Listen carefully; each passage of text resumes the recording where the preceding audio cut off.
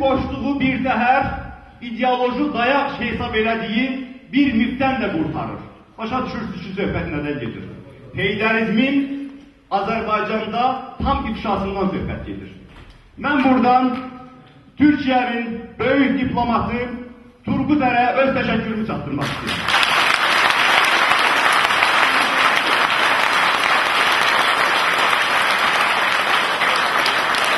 Əslində qeyri-adi bir iş görməyib. Bizim bir çoxlarımızın şahidi olduğu tarixi vicdanla kağıza köçürür. O tarixi biz yaşamışıq. Biz hamımız şahidik ki, bu rejim hansı qanunların üzərində qurulub, hansı haqsızlıqların, hansı saxtakarlıqların, hansı hiylələrin üzərində qurulub. İndi artıq bu kitab ona nail oldu ki, baxın, bircə kitab ona nail oldu ki, 17 il ərzində aparılmış təbliğat bir ayın içində sabun köpüğü kimi ləğv oldu, yox oldu. Artıq bu nəyin göstəricisidir bilirsiniz? Həqiqəti heç zaman örtbasdır eləmək olmur. Bunlar tarixdən heç dərs götürmürlər. Heç bəlkə tarixi oxumayıblar da dərs götürsünlər. Bunlar bilməlidirlər ki, özlərindən əvvəlki ideoloji, varisi olduqları rejim, Sovet rejimi 70 il ərzində çalışdı ki, Məhəmməd Əmin Rəsulzadəni və onun silahdaşlarını bu xalqın qəlbindən çıxarsın, bacarmadı. İstədilər ki, Əli Heydər Qarayevlərdən, Şamiyanlardan qəhrəman düzəltsinlər, bacarmadılar. Tarixi saxtalaşdırmaq heç kimə müəssər olmuyor və indi bizim gözümüzün qabağında olan, çoxumuzun yaddaşında olan tarixi saxtalaşdırmaq heç mümkün olmayacaq. Ona görə də mən deyirəm ki, bugün rejimin ifşasını, iflasını göstərən və yeni siyasi situasiya yaradan faktorlardan biri də ondan ibarətdir ki, Azərbaycan cəmiyyəti növbəti dəfə əmin olur ki, bu rejimin arxalandığı Heydərizm yalan və mifdən başqa bir şey deyildir.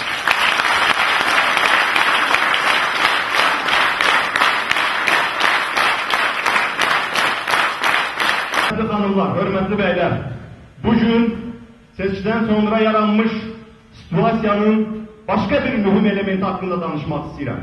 Bu da ondan ibarətdir ki, bütün əvvəlki seçkilərdən fərqli olaraq bu dəfə hamının birləşmə istəyinin biz şahidiyik.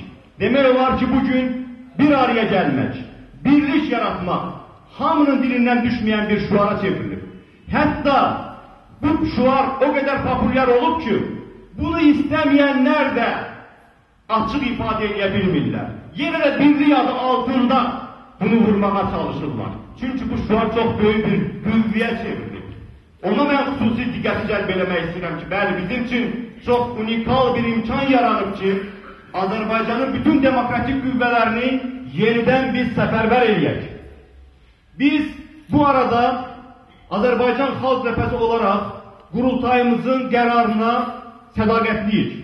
Bizim qurultayımız sizin əksəriyyətinizin iştirakı ilə, Müsavat Partiyası ilə qeyd şərtsiz, bərabər əsaslarla birləşmək haqqında qərar verir.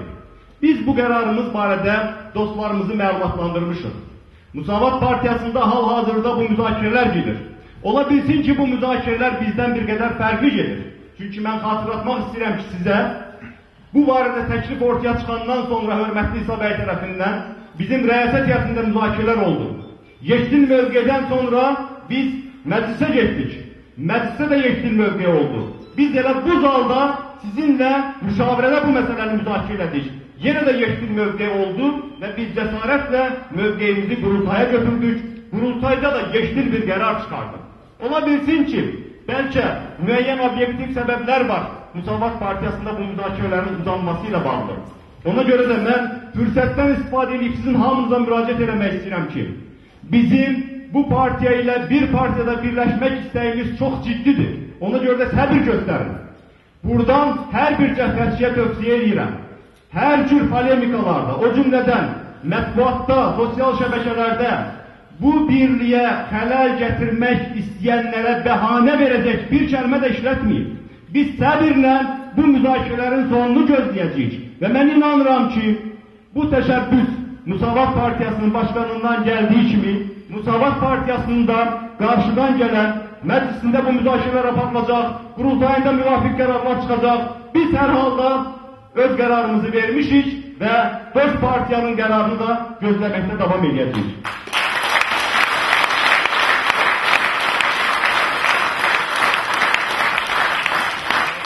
Biz birliğin başka formatlarını da müzakere edirik.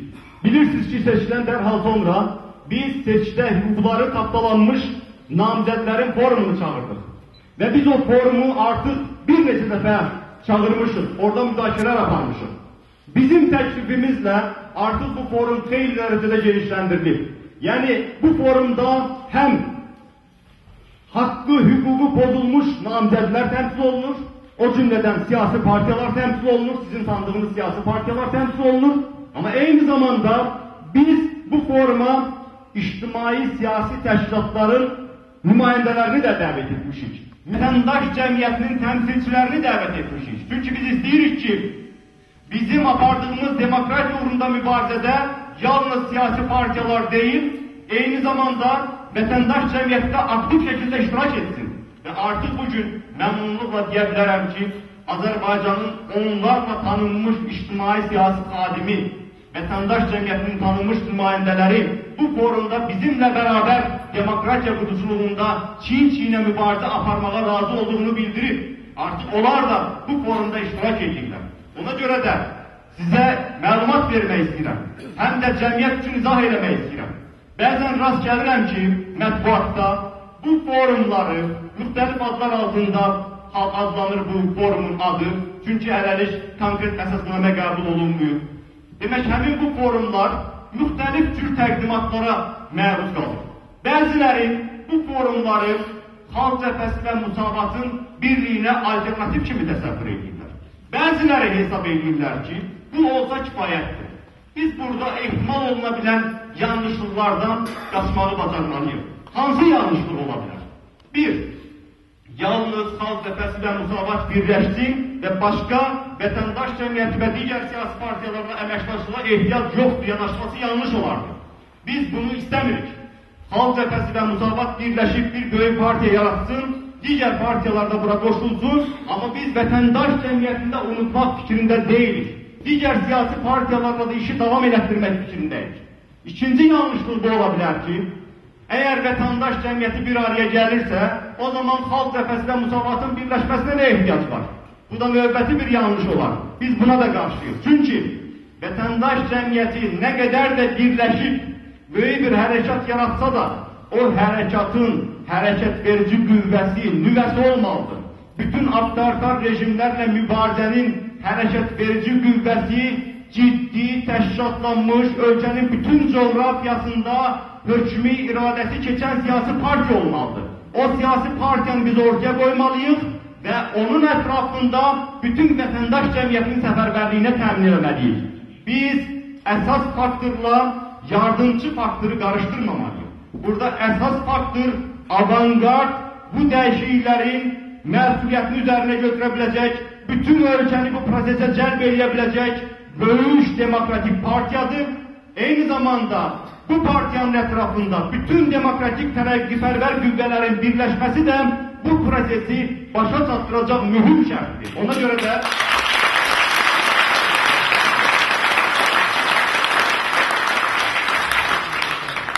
görə də biz hər iki istiqamətdə fəaliyyətimizi davam etdirməkdə qərarlıyıq. Biz bir tərəfdən biraz əvvəl qeyd edədiyim kimi Xalq Cəbhəsi və Musavat Partiyasının, sonra da digər özünü bu birlikdə görmək istəyən hər kəsin böyük bir partiyada birləşməsi üçün çabalarımızı davam etdirəcəyik. O bir tərəfdən vətəndaş cəmiyyəti ilə birlikdə foruma qoşulmuş digər siyasi partiyalarla birlikdə bu forumun işləş bir orqana çevrilməsinə və demokratiya uğrunda geniş bir vətəndaş hərəkatının inkişafına da çalışmaqda davam edəcəyik. Belə bir vəziyyətdə mən sizinlə öz vəzifələrimizdən danışmaq istəyirəm. Bəli, biz hamımız şahidiyik ki, ölkədə ciddi, fərqli, yeni siyasi situasiya yetişir. Amma bu yeni siyasi situasiyada bizim müxalifət partiyalarının vəzifəsi nədən ibarət olmalıdır? Biz yalnız bu prosesi kənardan müşahidə mi etməliyik? Bax, bu barədə mən sizinlə danışmaq istəyirəm. Hesab edirəm ki, ölkədə demokratik dəyişikliklərə təkan vermək üçün bizim çox ciddi şəkildə təşkilatlanıb, yenidən, yeni, daha güclü, daha mütəşəkkil bir mübarizə mərhələsi başlamağımıza ehtiyac var. Hesab edirəm ki, bizim 7 noyabr seçkilərindən çıxardığımız dərslərdən biri də bu olmalıdır ki, seçki islahatı üçün 2013-cü ili gözləmək sərt bir siyasət olardı, hülya olardı. Əgər seçki islahatı olmasa, seçkinin nə vaxt keçirilməsinin heç bir mənası yoxdur. Ona görə də seçki islahatına nail olmaq uğrunda mübarizə elə qarşıdan gələn 2011-ci ilin əsas vəzifəsi olmalıdır. Biz nəhayət müxalifət seçkidən seçkiyə aktivləşir tezisini alt-üst etməyi bacarmalıyıq. O gücü özümüzdə tapmalıyıq ki, seçki olmayanda da seçki ilində olduğu kimi mütəşəkkil mübarizə aparaq. O gücü tapa biləcəyik özümüzdə.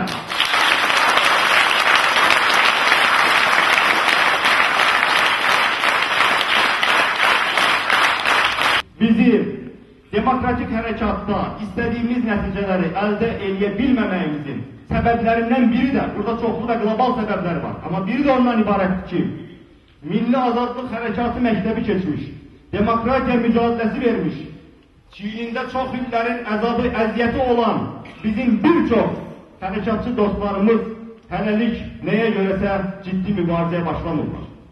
Sizlər, daha fəal olan insanlar bu işi eləyirsiniz.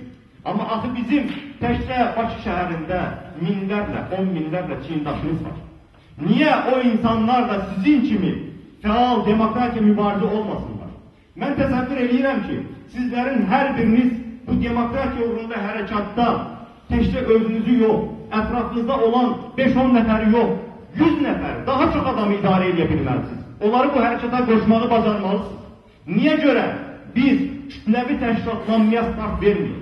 Niyə görə biz vaxtilə bu mübarizədə olmuş, heç bu mübarizədə olmamış, amma bugün, hər gün haqqı, hüququ tapdalanan insanlarla bir-bir danışıb, onları bu mübarizəyə cəlb eləməyək. Axı dünyanın harasında olur ki, mübarizə aparmayasan, amma sənin problemlərin həll olur. Necə ola bilər axı bu ki, biz kütləvi mübarizə aparmadan oturub bir gün problemlərimizin həll olunmasını gözləyək? Bəli, ölkədəki rejim çürüyüb.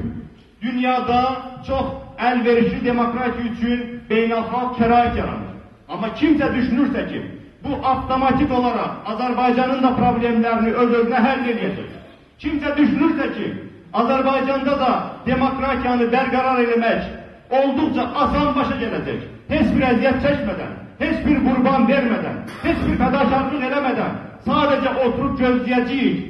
İllər gəlib keçəcək və demokratiya öz-özünə bərqərar olacaq. Yanılır o dostlarımız, o qardaşlarımız, o bacılarımız yanılır. Bizim oturub gözləməyimiz bizi daha dərin bataqlıqlara sala bilər. Ona görə də cəbhəçilərə müraciət edirəm. Ətrafınızda olan, tanıdığınız insanları fəallaşdırın. Niyə dayaq dəstələrinin icraatları keçirilməsin? Niyə rayonlarda məclis yığıncaqları keçirilməsin? Axı bizim bir zamanlar minlərlə dayaq dəstəsinin hər ay icrası olur. Olurdu mu bunlar? İndi niyə olmasın? Mən ona görə də buradan sizə tapşırıram. Bütün rayonlarda, rayon şöbələrinin aylıq məclisləri bərpa olunmalıdır.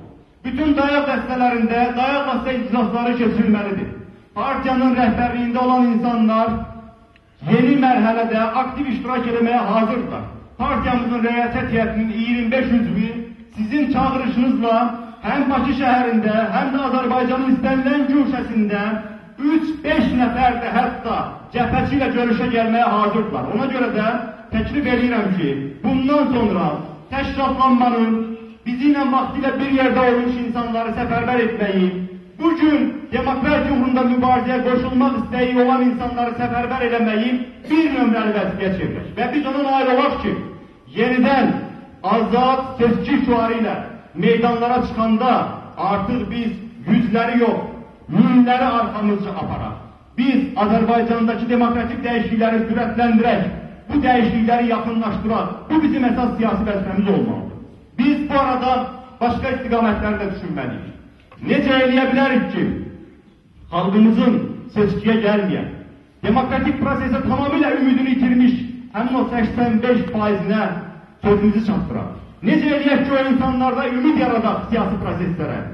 Ona görə də mən sizə təklif edirəm ki, ən yaxşı vasitə olaraq insanlarla canlı ünsiyyəti davam elətdirin. Biz sizinlə birlikdə seçki kampaniyasında iştirak etmişik. Mən bir çox namizədlərin seçki kampaniyasında yaxından iştirak eləmişəm. O cümlədən özümün namizəd olduğum dairədə də bu işlərin necə qurulmasını gördüm, özüm bu prosesdə yaxından iştirak elədim. Bizi böyük görüşlər keçirmək imkanından məhrum edə bilərlər.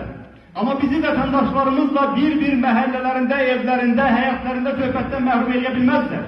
Biz əgər onu edə bilmiriksə, bu bizim məni bağışlayın tənbəlliyimizdən başqa bir şey deyil. Bu bizim özümüzün ümitsizliyimizdən başqa bir şey deyil. Ona görə də axışmaq lazımdır xalqın içinə. Xalqın içində olmaq lazımdır. Bizə bir-birimizlə söhbət eləmək çox xoşdur. Biz bir-birimizi yarım sözdən başa düşürük. Amma bizi dərhal başa düşməyən, bizə çoxlu sualları olan, bu proses barədə məlumatı az olan insanların içinə getmək lazımdır. Xalqın içinə getmək, xalqla birlikdə xalq üçün mübarizə